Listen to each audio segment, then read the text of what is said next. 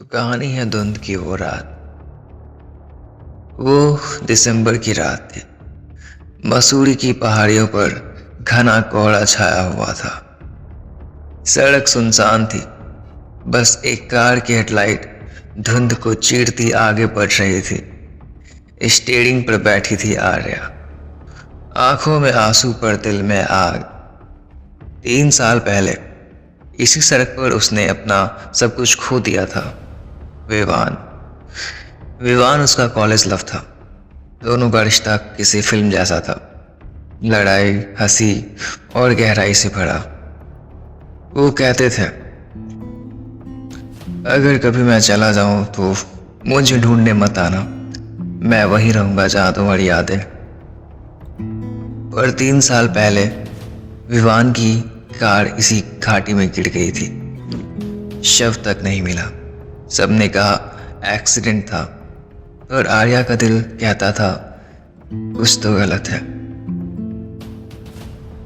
एक रात जब आर्या अपने पति रणवीर के साथ दिल्ली के घर में थी, उसने विवान के उसके पुराने नंबर से एक मैसेज आया, अगर सच जानना है तो कल रात धुंध वाली पहाड़ी पर आ जाओ। आर्या का दिल जैसे रुक गया।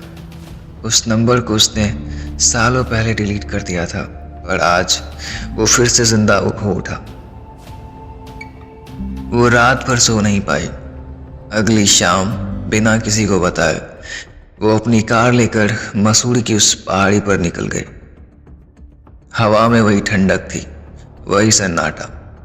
बस इस बार दिल में डर नहीं, जवाबों की भूख थी।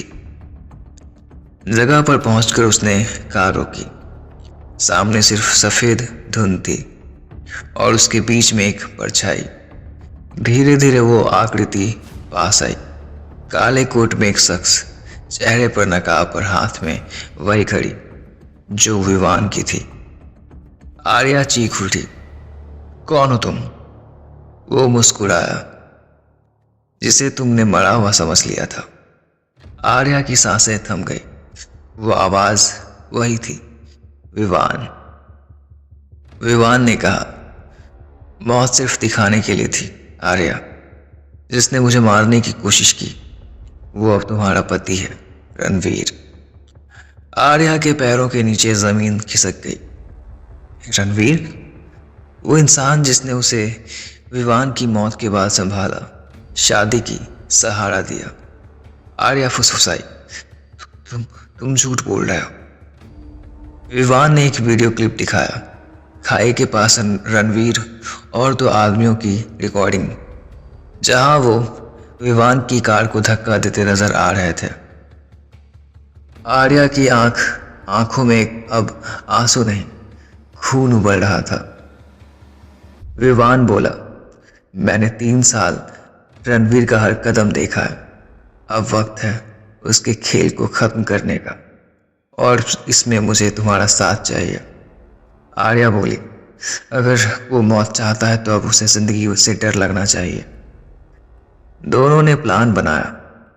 रणवीर के बिजनेस पार्टनर्स, उसकी ब्लैकमेलिंग डील्स, सबका डेटा आर्या ने जुटाना शुरू किया।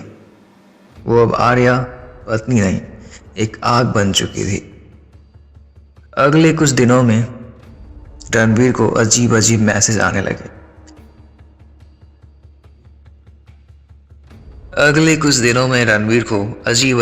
आने लगे। विवान की तस्वीरें, उसकी कार की लोकेशन, उसकी पुरानी घड़ी, सब किसी अदृश्य शख्स से। रणवीर डरने लगा। वो बोला, आर्या मुझे लग रहा है विवान जिंदा है। आर्या शांत स्वर में बोली, अगर है तो शायद वो अपना बदला लेने आया है। रणवीर का चेहरा सफेद पड़ गया। वो रात सब कुछ तय था। रणवीर ने अपने लोगों से कहा कि वो पहाड़ी पर जाकर सच जानना चाहता है, पर वहां उसका इंतजार कर रहे थे आर्या और विवान। रणवीर बोला, तुम दोनों ने मुझे सब छीन लिया, अब मैं भी किसी को चैन से नहीं जीने दूंगा। वो आर्या पर बंदूक तानता है, पर गोली चलती है और रणवीर गिर पड़ता है। आर्या के हाथों में बंदूक थी। धीरे से बोली, ये तेरे लिए नहीं, विवान के लिए था। सुबह अखबारों में खबर आई, प्रसिद्ध बिजनेसमैन रणवीर कपूर की कार खाई में गिरी मौत। पुलिस को वहां सिर्फ एक चीज मिली, एक पुराना पेंडेंट जिस पर लिखा था ए हार्ट वी। इंस्पेक्टर देव ने फाइल बंद करते हुए कहा, कभी कभी सच धुन में ही रह जाता है। कुछ महीने बाद आर्या समुद्र किनारे बैठी डायरी लिख रही थी। किसी ने पीछे से आवाज दी, आर्या। वो पलटी। विवान वहां नहीं था, सिर्फ उसकी आवाज हवा में गूंज रही थी। शायद विवान कभी लौटा ही नहीं था। शायद आर्या ने अपने बदले की कहानी खुद ही रची थी, अपने मन के अपराध से मुक्त होने के लिए। और वहीं लिखा था, प्यार कभी मरता नहीं, बस रूप बदल लेता है। सन्नाटे के पीछे एक साया। दिल्ली की रात, बारिश गिर रही थी। आर्या अपने एक छोटे से अपार्टमेंट में अकेली बैठी थी। टेबल पर वही पुराना पेंडेंट, ए हार्ट वी। वो हर रात उसे देखती और धीरे से मुस्कुरा देती, और आज कुछ अजीब था। लाइट टिमटिमाई और दीवार पर एक साया नजर आया, विवान का। आर्या उठी, डर के मारे सांसें रुक गई। कानों में वही आवाज गूंजी, मैंने कहा था मैं वहीं रहूंगा जहां तुम्हारी याद है। वो चीख पड़ी, कौन है वहां? पर दरवाजा खुला तो कोई नहीं था, बस खिड़की के शीशे पर उकेरा हुआ एक नाम था, विवान। अगली सुबह इंस्पेक्टर देव उसके दरवाजे पर था। मिस आर्या, रणवीर कपूर केस फिर से खोला गया है। क्यों? आर्या ने पूछा। क्योंकि उसकी पोस्टमार्टम रिपोर्ट में कुछ गड़बड़ थी। गोली किसी और पिस्तौल से चली थी जो तुम्हारे पास नहीं थी। आर्या सन्न रह गई। आप क्या कह रहे हैं? मैंने? हो सकता है तुमने नहीं मारा, तो फिर किसने? देव बोला, वही सवाल जिसका जवाब हर कोई ढूंढ रहा है। एक जर्नलिस्ट अनिरुद्ध, जो विवान की मौत पर डॉक्यूमेंट्री बना रहा था, आर्या से मिलने आया। वो बोला, मुझे सच चाहिए आर्या। 3 साल में 3 मौतें, विवान, रणवीर और अब तुम्हारा वॉचमैन, जिसने सब कुछ देखा था। आर्या ने आंखें नीचे कर ली। कुछ सच बताए नहीं जाते, अनिरुद्ध ने मुस्कुराते हुए कहा, या शायद तुम खुद नहीं जानती कि सच क्या है। आर्या की हालत बिगड़ने लगी। रातों को उसे विवान की आवाज सुनाई देती, तुमने मुझे क्यों मारा आर्या? वो चिल्लाती, नहीं मैंने नहीं मारा, और उसके हाथ खून से सने हुए दिखते। धीरे धीरे उसे शक होने लगा, क्या सच में विवान जिंदा था, या उसने खुद ही रणवीर को मारा और विवान को अपने मन में जिंदा कर लिया। अनिरुद्ध ने आर्या के घर में एक सीक्रेट कैमरा लगाया। अगले दिन उसने वीडियो दिखाया। रात में कोई आर्या के कमरे में आया। वो जाकर उसके कान में कुछ कहता है और गायब हो जाता है। वो चेहरा विवान का था। आर्या के होठ कांप गए। वो जिंदा है। पर देव ने कहा, या शायद कोई तुम्हें पागल बनाने की कोशिश कर रहा है। कुछ दिन बाद अनिरुद्ध गायब हो गया। उसकी कार वहीं मिली, विवान के एक्सीडेंट वाली घाटी में, और डैशबोर्ड पर लिखा था, धुंध में सब कुछ दोबारा शुरू होता है।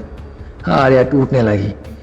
वो मसूरी वापस गई, उसी जगह जहां सब शुरू हुआ था। धुंध फैली हुई थी, जैसे कोई इंतजार कर रही हो। वो पहाड़ी पर पहुंची और आवाज आई, आर्या। वो पलटी। विवान खड़ा था। तुम सच में हो? हाँ, पर तुम्हारे लिए नहीं, विवान बोला। रणवीर ने मुझे नहीं मारा आर्या, तुमने मारा था। आर्या पीछे हट गई। नहीं, मैं तुमसे प्यार करती थी। प्यार नहीं, जुनून था। जब मैंने शादी से मना किया तो तुमने कार को धक्का दिया। आर्या की आंखें फैल गई। सब कुछ याद आने लगा। वो झगड़ा, वो धक्का, वो चीख। उसने खुद विवान को मार दिया था। आर्या चीखने लगी। नहीं, मैंने नहीं किया, मैंने तुम्हें नहीं मारा। विवान बोला, धुंध तुम्हारा सच है आर्या। जब तक तुम खुद को माफ नहीं करती, मैं इसी धुंध में रहूंगा। धीरे धीरे विवान गायब हो गया। बस उसकी आवाज आ रही थी, अब उसे आजाद कर दो। आर्या जमीन पर गिर पड़ी। धुंध छट गई। कुछ दिन बाद इंस्पेक्टर देव को पहाड़ी से एक डायरी मिली आर्या की।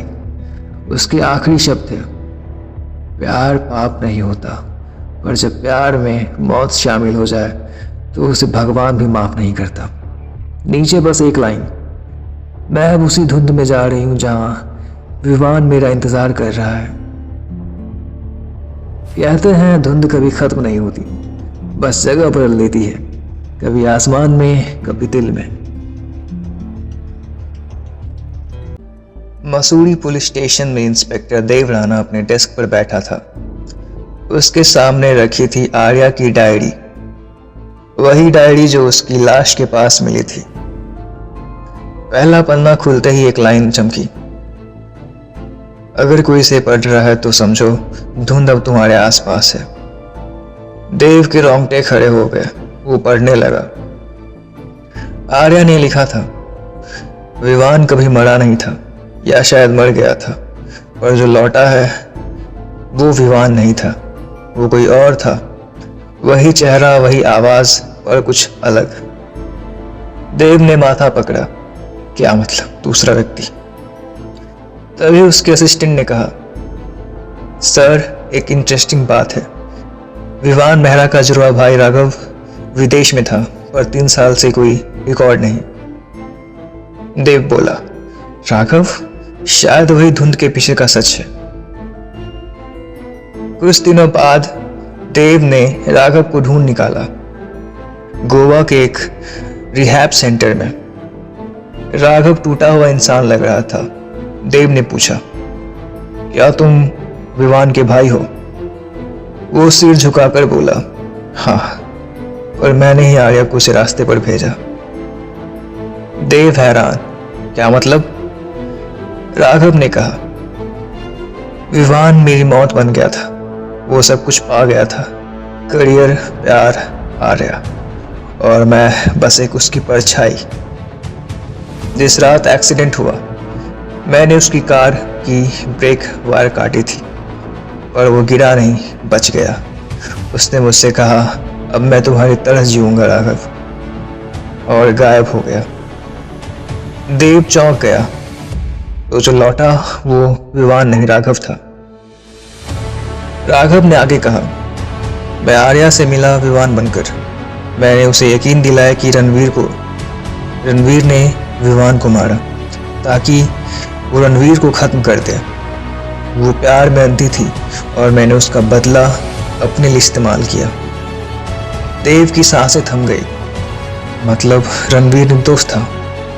हाँ, रणवीर सच्चा था, बस विवान आर्या के अतीत के बीच फंस गया। राघव की आंखों में आंसू गिरे, पर जब आर्या को सच्चाई पता चली, उसने कहा, तुम विवान नहीं हो, तुम धुंध हो, और खुद खाई में कूद गई। देव ने राघव को गिरफ्तार कर लिया। मीडिया में तहलका मच गया। प्रेम कहानी निकली जुड़वा भाई की साजिश, पर देव को चैन नहीं था। रात को स्टेशन में बैठा, उसने डायरी का आखिरी पन्ना खोला। उसमें लिखा था, अगर कभी सच्चाई मिले तो उसे बंद मत करना, क्योंकि कुछ धुंधें ऐसी होती हैं जो सच जानकर भी मिटती नहीं। नीचे लिखा था, आर्या शर्मा, या शायद आर्या मेहरा। देव की नजर ठहर गई। आर्या का सिग्नेचर अजीब था, वही स्टाइल जो विवान के लेटर्स में होता था। देव के मन में सवाल उठा, क्या आर्या सच में मरी थी, या उसने भी किसी और की जगह ली थी? कुछ महीनों बाद देव मसूरी की उसी पहाड़ी पर खड़ा था जहां सब खत्म हुआ था। हवा में ठंडक थी, सामने धुंध उठ रही थी। अचानक पीछे से एक नरम आवाज आई, इंस्पेक्टर देव। वो पलटा। आर्या खड़ी थी, सफेद कोट में मुस्कुराती हुई। देव हक्का बक्का, तुम जिंदा? वो बोली, धुंध में जो जाता है मरता नहीं, बस चेहरा बदल लेता है। देव कुछ बोल पाता इससे पहले वो धुंध में गुम हो गई। बस वही पेंडेंट जमीन पर गिरा। ए हार्ट वी। देव ने डायरी बंद की और कहा, प्यार और अपराध दोनों धुंध जैसे हैं, जितना पास जाओ उतना रास्ता खो जाता है। और कहानी वहीं खत्म हुई जहां से वो शुरू हुई थी, धुंध में।